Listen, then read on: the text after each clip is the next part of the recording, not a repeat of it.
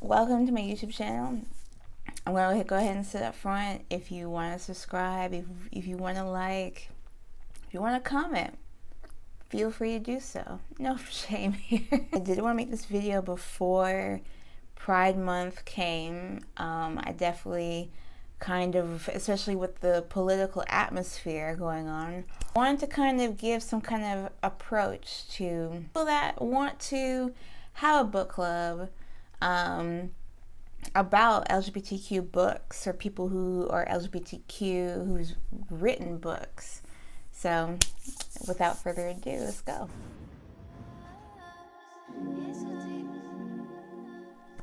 But first, I wanted to identify a few things, and I wanted to start with myself.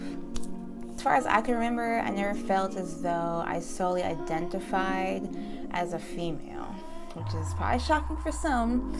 But if you all who are watching this ever look at my Discord, it is in my About Me, or my Twitter, it is in my About Me, which in theory suggests that, you know, you knew if you did look, but you didn't believe, which is another thing.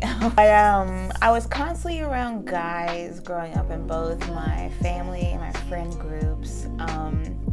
And I seem to have gravitated more towards traditionally masculine activities like video games and cars over the years, for example. And while, yes, people would probably attribute this, and even some of my choices of dress, to identify me as someone as a tomboy, which is basically a girl who identifies as fully female and presents herself in a masculine fashion, I had later on come to align myself more with lines of being androgynous, which is basically something that does not specify the gender of the person it applies to or is used by. So for a long time, people kind of identified, if they were going to identify something, as androgynous. Due to my role in many of my previous identified groups, where I was spearhead as a leader or second in command, is traditionally more masculine, at least at the perspective at the time when I was like starting out, or even in my family, where I was kind of like taking charge for a lot of different scenarios that was happening. I'd say that my fierce need to protect and care seemed to be a duality of both male and female roles, as I was placed in situations where I had to do both, basic to both protect, but also had to nurture at a constant duality. Growing up, and then after that, more so just in friend groups that most cases were introverts. Not saying that they can't defend themselves, but some cases it was kind of a series duality between career, family, and friends, where I was constantly doing this. I was also being one of the rare extroverts in my groups. Even for family, I was made more of an ambassador of some sort, be the ambassador of a lot of these groups that I was in, which is kind of how I led my career to becoming project manager, or just in management in general. And over the course of my years, and as someone in both positions of power and leadership in my career, I have more recently adopted the idea of being more non-binary. And in this case, the definition for non-binary, for those who are not familiar with it, is someone whose gender falls outside the strict definition of male and female. But I am presenting as female most times when I go out at times, because some people, especially in the South, they don't really identify with your sense of gender. When you're non-binary, you don't have to have like a sex change. You don't necessarily have to change anything about you. In most cases, you just identify as that, mostly on the main focus that you don't do traditional roles that maybe your presenting gender would suggest you to do. And even then still, you may feel as though you have more masculine qualities like myself, where you just kind of are on the cusp of both male and female. gender perspective. In most cases for me too, like my dress is also both. It can either be more presenting as male or more presenting as female. And because my brother and I look alike, most cases that was another construct that, that I can present visibly as both male and female, depending on how I look or dress. This is not coming out, but more of an intro that I think was kind of necessary, because I think a lot of people didn't know that I identify as non-binary. Though I will say that for my pronouns, because sometimes that is something that people ask, if they think I want to be identified as they, them, I can be. I'm more like she, they kind of scenario, but I don't think it's that important. I don't really feel like people should fixate so much on my pronouns, but rather just the functionality of understanding where I'm coming from, and where others are coming from as well. So, but for actual people that know me, they know that this has been me for all that I can remember. So, get into the recommended books for our LGBTQ community.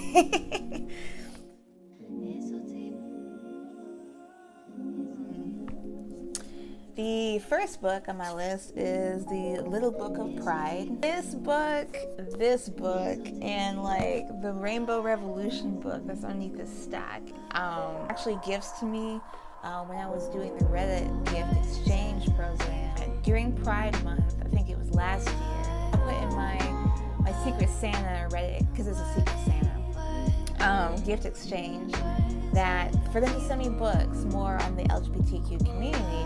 This book is a pocket-sized book, more to me, to this book. You see how thick that book is? And it gives a quick, and shall I say dirty, breakdown about pride. Some of the things that I learned in here I never knew. It wasn't until the UK succeeded that it came to America as like, oh, it's possible to get rights. You should definitely read it.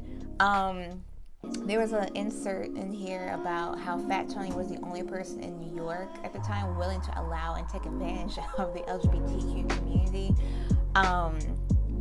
And it was at his Stonewall Inn, was where like he would take advantage of them. They would like drink there. It wouldn't be the best environment, like it wouldn't be clean and things of nature, but it was a place for them to congregate, so they went there. They had a system to let Patreons know that the police was coming and that there's a raid. So police would do raids constantly at the Stonewall Inn, because they knew, but they wanted to catch them, So definitely should check it out. It's pocket size. It's an easy read. It won't kill you mentally. You have no excuse.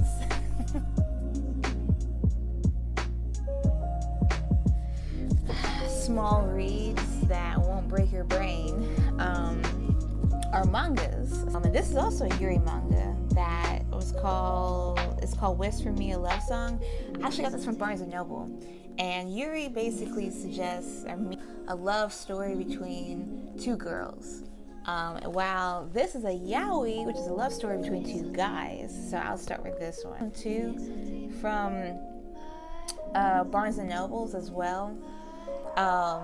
This one has 2 volumes. So this is volume 1. It was so good I had to buy volume 2 on Amazon Kindle, because I really it was that good. I think I'm more into yaoi. Like I do like Yuri stuff too, but I definitely like more of the tension, I guess I could say, from the yaoi books. It's about 2 high school guys, but one of the guys confesses to his assumingly straight guy friend, right? And it basically evolves over the course of the series, with an interesting twist towards the end. I'm not going to spoil it, I'll let you read it if you're bold enough. It is definitely for the open-minded, so if you're not open-minded, then I suggest you unsubscribe from my channel, because you will definitely be exposed to a lot of things. It's definitely for those who are interested in exploring the perspective of having friends of the same sex that also like the same sex. So pretty cool. Definitely suggest it. And this is also not to say that if you have a friend who's the same sex as you, who likes the same sex, it's not to mean that they will come after you, because that is a common misconception too. This one is a Yuri, which I mentioned before. It is, I think it has 6 volumes so far, but it was still printing or creating the 5th or 6th one by the time I'm recording this. And I like it so far. It's a little slow, maybe because like it's trying to build up to like where we're going without giving too much away. A manga about basically a misunderstanding related to love in general. So you gotta let you read it. And the words or sentences sometimes have a double meaning in it, so because who doesn't like a good misunderstanding with some tension in between? I'm pretty sure this probably will get a little graphic, but I don't think you should shy away from stuff like that. That's just me. It's called Homie.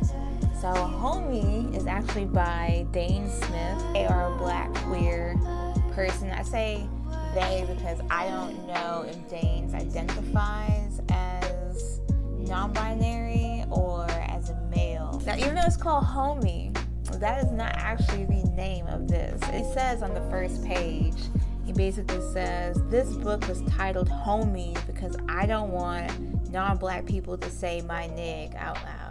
This book is really titled My Nig, and that's fair because no non-black person should say my nig. And honestly, like, there is to me, you don't get a pass.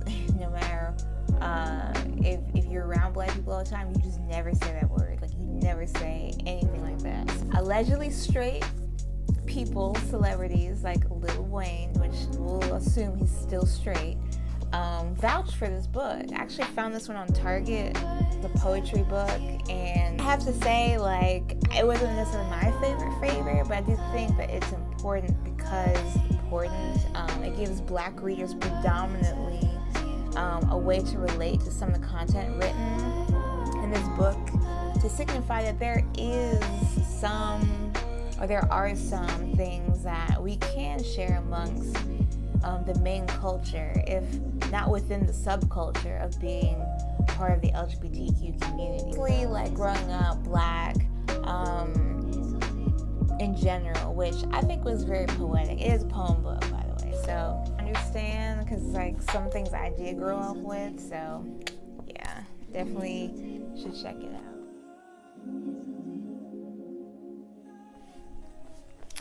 I haven't finished reading this one yet. It is clearly huge. Basically a history of the gay and lesbian movement that we've been waiting for, essentially. So it was a New York Times notable book of 2015. Basically talks about the fight for gay, lesbian, trans civil rights, and it represents the most important civil rights issue of our day. The gay revolution tells a sweeping, ongoing story through the dramatic accounts to those who lived it. If you want something more historical, if you want to add something to your book club, this is the one. You need to kind of gain a level of understanding that isn't common about the LGBTQ community, and I think that that's something that we lack as a people in America, so please check it out.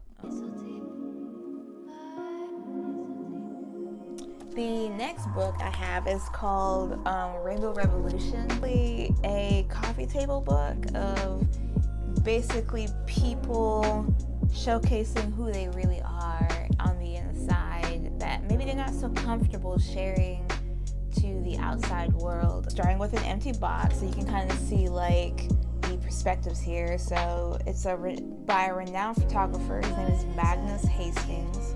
He invites the members of the LGBTQIA+ community to creatively envision the space and present themselves as they would like to be seen. Actually, let me see if I can find like a picture. It is very racy, I will say that. So don't put this on your coffee table if you're not ready for it. This one. So this here, if you can see it, they are the ones where they basically present themselves as something. What is it called? Persona. Like in the boxes here. So I think that's kind of. Anyway, if you want to freak out your boomer parents who have very strict, rigid religious values, put this on your table. This is definitely great. This was also part of that gift exchange that I was referencing earlier. I definitely feel as though this portrays the spectrum visually of the LGBTQ IA+ community. Yeah.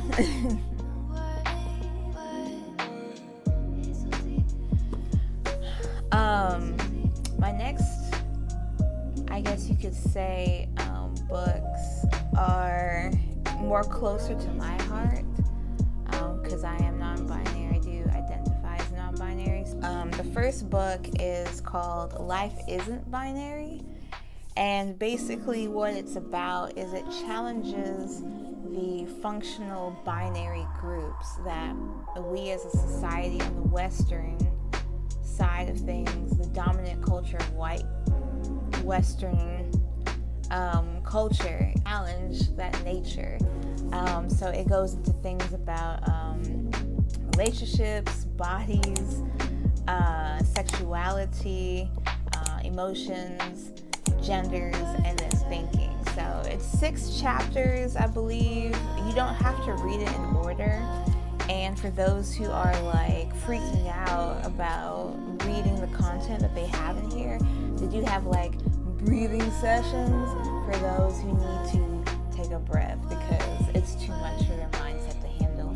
But this I actually picked up at a favorite metaphysical store. I found it there, and it kind of seemed interesting. I was curious because it was basically alluding to not being binary in many formats, right? Because it's saying life isn't binary, and there are different ways to look at things. For example, into the wider world, we see a good deal of binary thinking, right? So you're thinking of things like black and white or us versus them, and they don't talk to each other anymore. They don't try to understand the other side. It's not to say that they're right, it's just so you understand where they're coming from, right? It does say that the gender binary is culturally specific, and like sexual binary related the settler colonial imperialist project of categorizing different groups of people and bodies as superior or inferior to each other. It does say in places like the UK and US, it's a pretty new thing to be able to identify yourself as non-binary, and it's still not possible in many documents and in many public places.